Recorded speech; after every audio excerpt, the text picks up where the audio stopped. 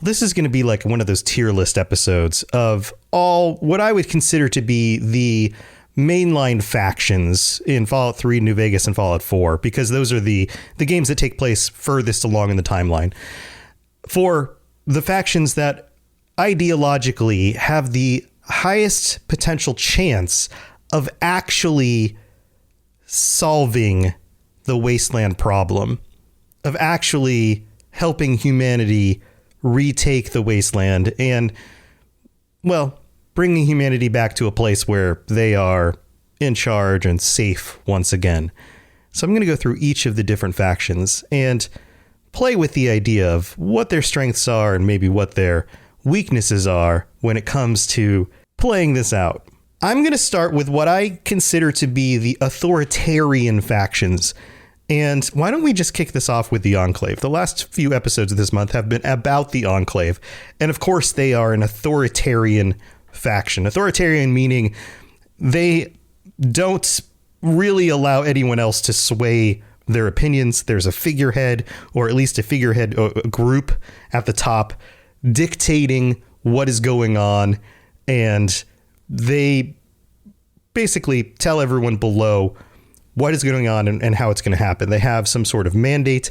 They have a very specific ideology, and for the most part, they stick to it. So the Enclave, we all know a lot about the Enclave. I'm not going to go through the background of each of these because that episode would be extremely long. But let's pose the question here. What is the ideology of the Enclave, and will it create a wasteland where humans can survive? And I think, unfortunately, the answer is, to the second question is yes. The ideology of the Enclave is, first of all, survival of pure humans. So we talked about this on previous episodes with the Project Purity, destroying anybody, wastelanders. It didn't matter who was out there with any impurities in their genetics at all, anybody with mutations, anything like that at all. They were trying to purify the wasteland completely. And yes, that would have destroyed the mutants out there, the super mutants, the ghouls, all sorts of terrible things. But what it would have left in its wake was pure humans. And sure, the population would have been very small, but in the long run, assuming that those humans would have been able to gather together, create small settlements, create food for themselves, given enough time, they would have repopulated. Assuming that new terrible things didn't come back up and destroy them. And we could go on a whole list here of all the terrible things that could have reemerged in the wasteland and destroyed them. Would the FEV be completely removed from the wasteland? Would the radiation completely go away? Would aliens come down like they have recently in Fallout 76 and now take over because there's nobody left to fight them off? Would they even want to take over an entirely barren or almost entirely barren Earth? You know, there's all sorts of questions you could pull out about what would happen here. But assuming that most of the terrible things in the world, or at least in the United States, are destroyed by a virus, and all that's left are 1% of the human population that's not just killed by that virus, then yes, the Enclave would actually solve the problem. Now, is this a very moral solution? I mean, this is mass genocide. So no, it's not a great solution, but it does solve the problem. So if the only requirements are, does this faction solve the problem and in the long run create a wasteland that is habitable by humans? Then the answer is yes. Do they do it in a really good way? Is it a great way to achieve it?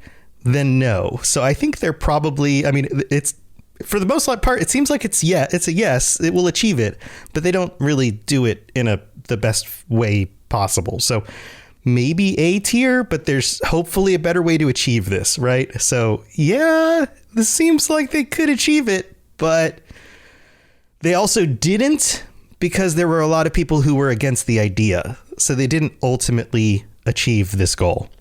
So maybe B tier? I want to know what you guys think about this. Also, I mean, it's terrible. It's terrible. But if the only requirement is, and again, let me preface this. If the only requirement is, could they achieve this? Then yes, the answer is yes. All right, let's move on to the next one. Of course, we talk Enclave. We have to talk the Brotherhood of Steel, right? And yes, they are authoritarian. They have a mandate. They have a very simple hierarchy structure where instructions come down from the top. There is no voting. Nobody gets to dissent from that. And if you do dissent, you leave the Brotherhood. You're out, right? It is authoritarian. Now, the ideology here is that, and the reason why they're authoritarian is that the Brotherhood does not want to fall prey to the problems of the past. They believe that the reason why the wasteland is the way it is, the reason why the Great War happened, the reason why humanity stumbled and fell is due to our ignorance and our misuse of technology.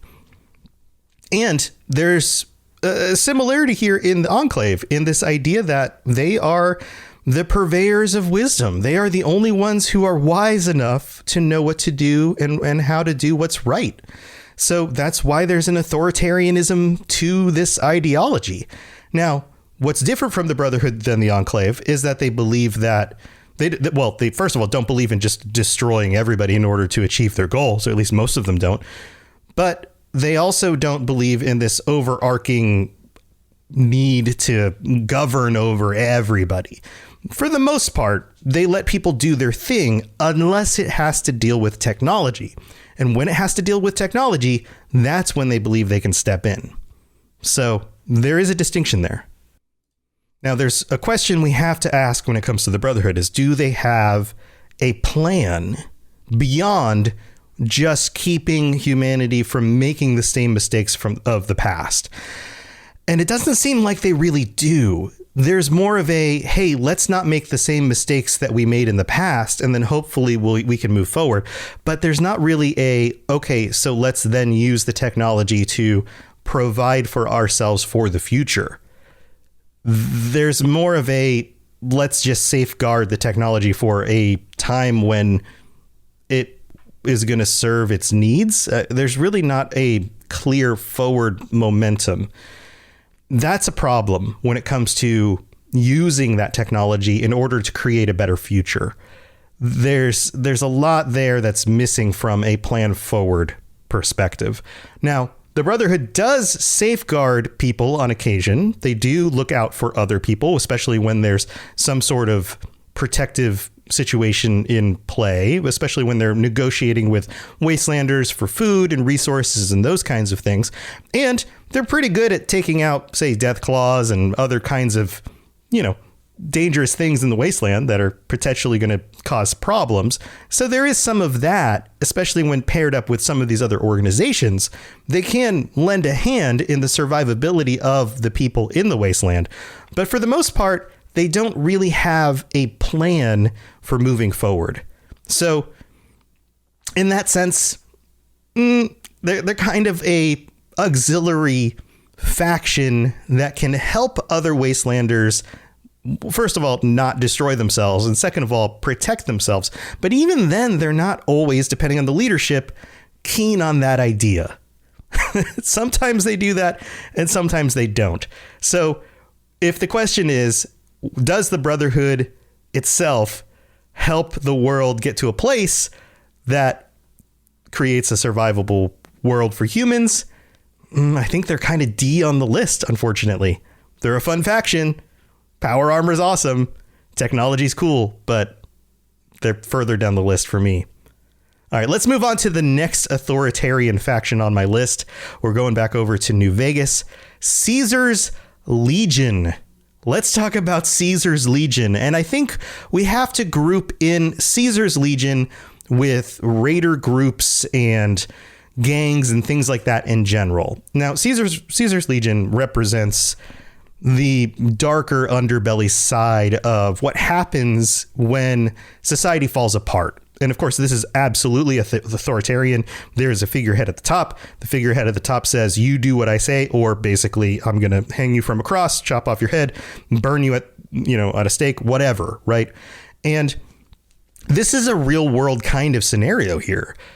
This is what happens in many real world places when governmental systems fall apart. Even today, in many places in the world, you have a powerful figurehead who steps in and uses the fear of pain, the fear of death, their own power, their own violence in order to control other people.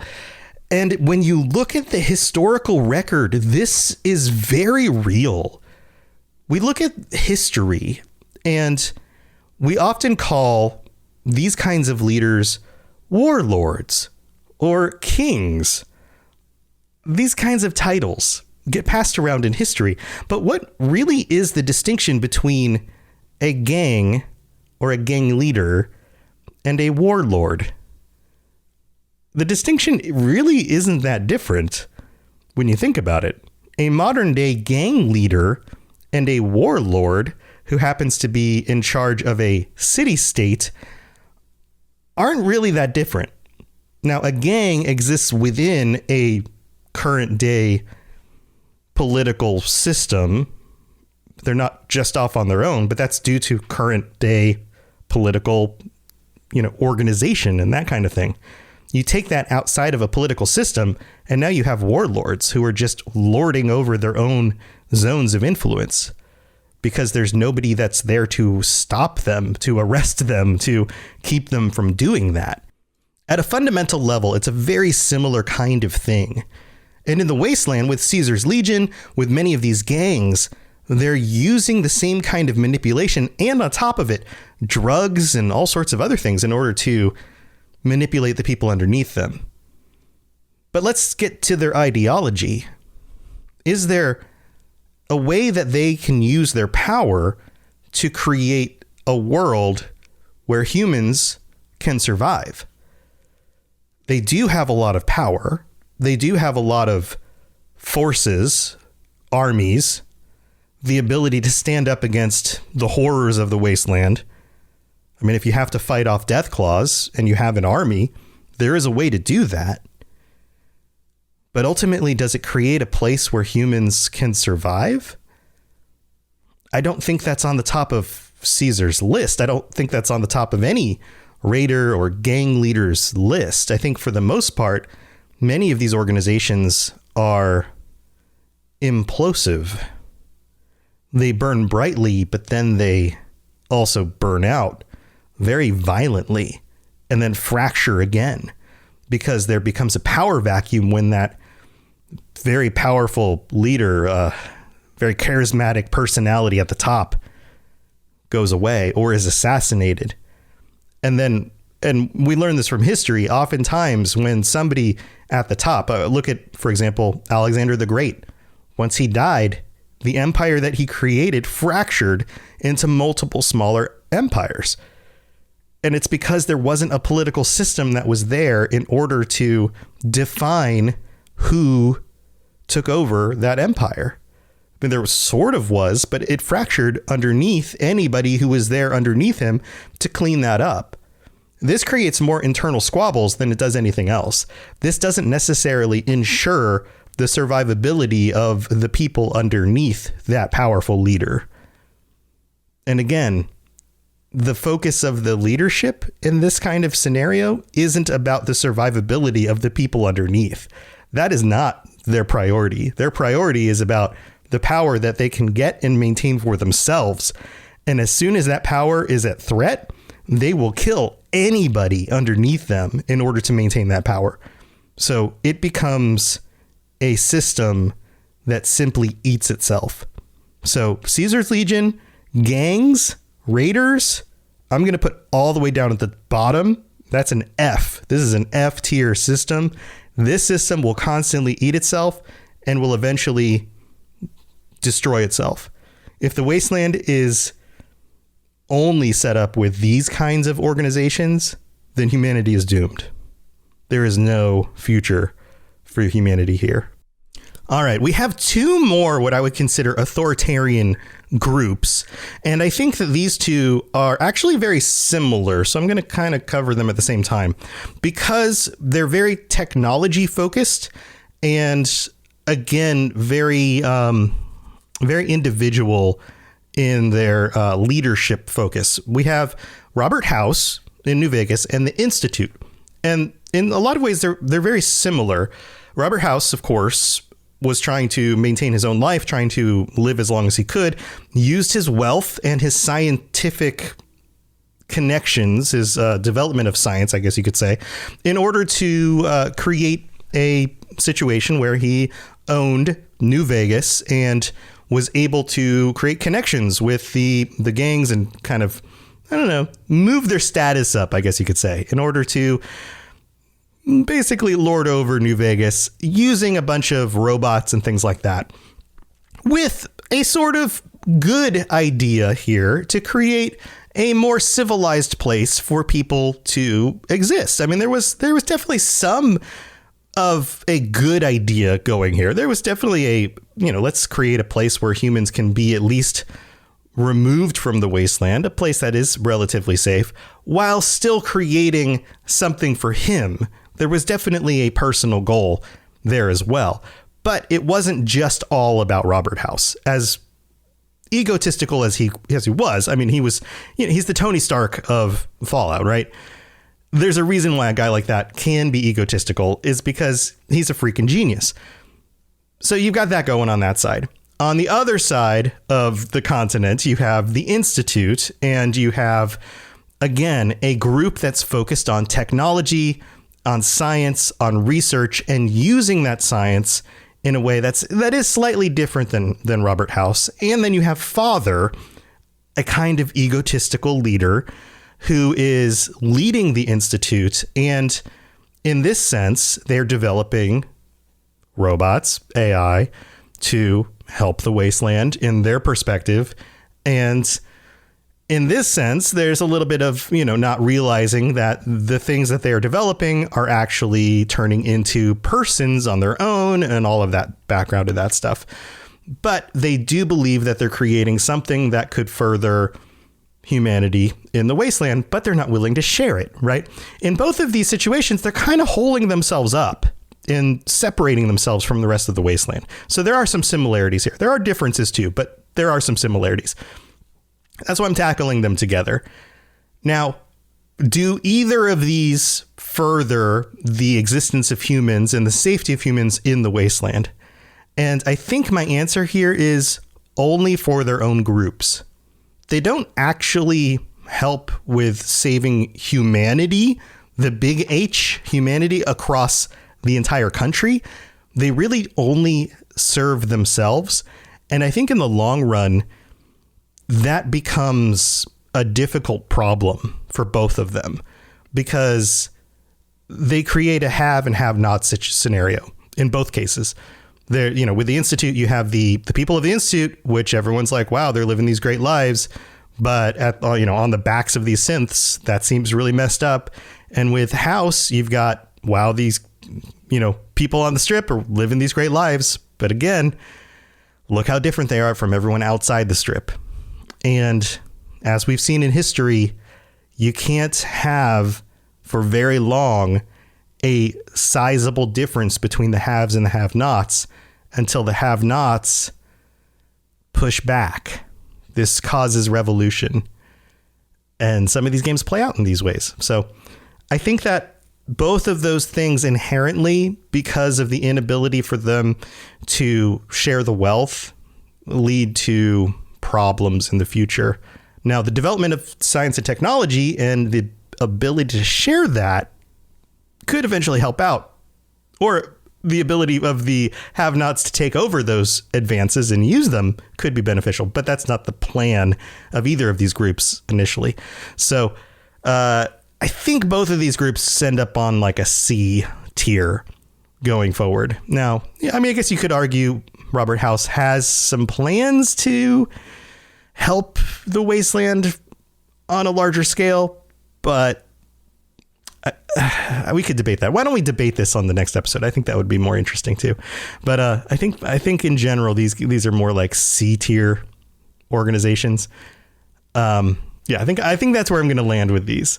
Okay, so we've covered the authoritarian groups And we've realized that, I mean, it's sad to say, but the Enclave are the ones that seem to have the best solution for the survival of humanity.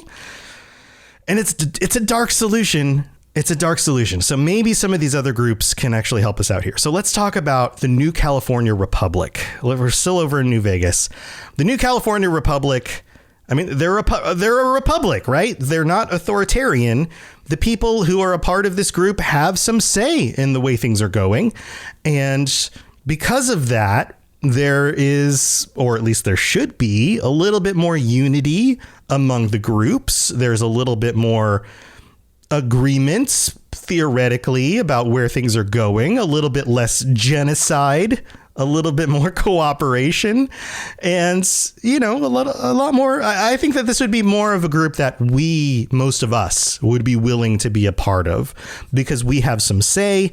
The common person in the wasteland could feel better about trying to bring about a new future. And for the most part, this represents more of what the previous world may have actually looked like. A republic. Imagine that. So do they have a plan for the future? Well, I think their plan is that they do the hard work. They do the hard work of rebuilding a future from the ground up. Farming, infrastructure, politics. They create a world based on the way things worked before, which originally did work. I mean, if you think about it, it did work. Human beings doing hard work, trade, building, working together. Except this time, they're living in a post-apocalyptic wasteland. And that's a lot harder to deal with. So what is the difference this time? Like, why would this work this time in such a different kind of environment? That's the big question. Is, can the New California Republic actually create a world that humans can survive in? And my gut feeling here is yes. Eventually they can. Because humans are resilient. Because we inherently don't give up. Human beings have this tendency to just keep at things. Like we're very stubborn. We do work hard. We are the kinds of creatures that set goals and we put our heads to the ground and we get stuff done. And some of us are terrible, but a lot of us are just salt of the earth people. We will farm our entire lives and we will work our hands to the bone so that our next generation can have a slightly better life. And that's the kind of things that we do. And we will fight off rad roaches and mole rats and death claws. And we will die doing it in order to protect our towns and our villages so that the people we care about can continue living their lives. And that's the kind of thing the New California Republic is about. And I'm going to lump in here the Commonwealth Minutemen, because I think that they are a similar kind of faction, and you have to tie together these kinds of factions. The Commonwealth Minutemen are, I mean, they're not a government organization, but they're a group that comes to the aid of these salt of the earth kinds of people. They're there to stand up for people in need against raider groups, against the hazards of the wasteland, beasts coming up on people's farms, those kinds of things. And these types of groups together have to deal with lots of terrible things. But in the long run, I think that humanity eventually prevails. And we've seen this. That's the reason we're still here, is that people are resilient and smart, and we just don't give up. And so in the long run, yes, the New California Republic, eventually some version of it will survive. Some version of the well, some version of the Minutemen, the idea of helping your neighbor, will survive. Them specifically, maybe, but some version. So I think I'm going to give that an A. Both of them get an A tier. Now let's talk about the railroad. This one's interesting. The railroad seems to only exist in order to free synths. And I don't think that they have an ideology behind or beyond that, I guess I should say, beyond that. Without synths, they don't exist. So anywhere that there's not artificial life, they don't exist. They don't have a plan for humanity as such. So they don't really fit into this argument at all. They are a major faction in Fallout 4, so I included them in the list, but the idea that they only exist for synths, and on top of that, as much as I love them as a faction and sided with them on my first playthrough of Fallout 4, I think they're actually one of the most dangerous factions because not all of the synths are safe. And in fact, as much as I want to fall on the side of anything that thinks and has its own perspective on the world and has its own objective view of reality and itself is a person, synths, artificial life, androids are probably one of the greatest threats to humanity there are. So in that sense, the railroad gets an F. That is not going to help humanity survive. So sorry, railroad, you're one of my favorites. Man, this is all turning backwards. Enclave's at the top, railroad's at the bottom.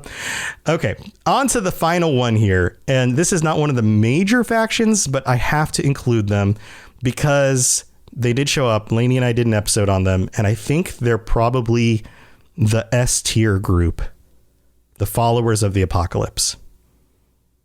I think the Followers of the Apocalypse are the S tier group, the humanitarian organization that is just built around engaging and helping those in need. And I think the only reason I can come up with the fact that they might not be an S tier group is that they are so engaged with helping others that they would put themselves at risk. And so they might burn themselves out because of putting themselves at risk for the needs of others. But even in the game, we know that they're cautious about it, and they don't just go in blindly. They are cautious. But any group that is too benevolent can be taken advantage of. So there is that. But a group like the Followers of the Apocalypse working within the organization structure of something like the NCR, something like that, creates a wonderful combination for the future existence of humans. And maybe this is where this ends. Maybe this is where this episode comes to a head, is that none of these groups by themselves really leads to a 100% secure future for humanity. It's the combinations of some of these groups. Like if you were to combine something like the NCR, the political and structural overhead of the NCR, but with the benevolence of the Followers of the Apocalypse and the benevolence of the Minutemen looking out for their neighbors, you might end up with the best of all three of those things. Maybe that's the S tier. And maybe even the ability to plan and do research from groups like the Enclave and the Institute without any of the megalomania associated with them. And maybe some of the technology from the Enclave and the Brotherhood. Then you could have an S tier group. So maybe that's the answer. Maybe none of these groups are S tier on their own. It's an interesting kind of thought experiment, huh? I'd love to hear what your thoughts are on these groups and which ones you think would actually make it and help humans survive in the wasteland. And here's another question to kind of wrap this all up. The group that you pick, how long would it take? How many generations to the point where the world is secured for humanity? All right. See you later, Wastelanders, Vault Dwellers. Stay safe out there. And until next time, don't just sign up with the Enclave because they've got a good plan, because genocide's never a good idea.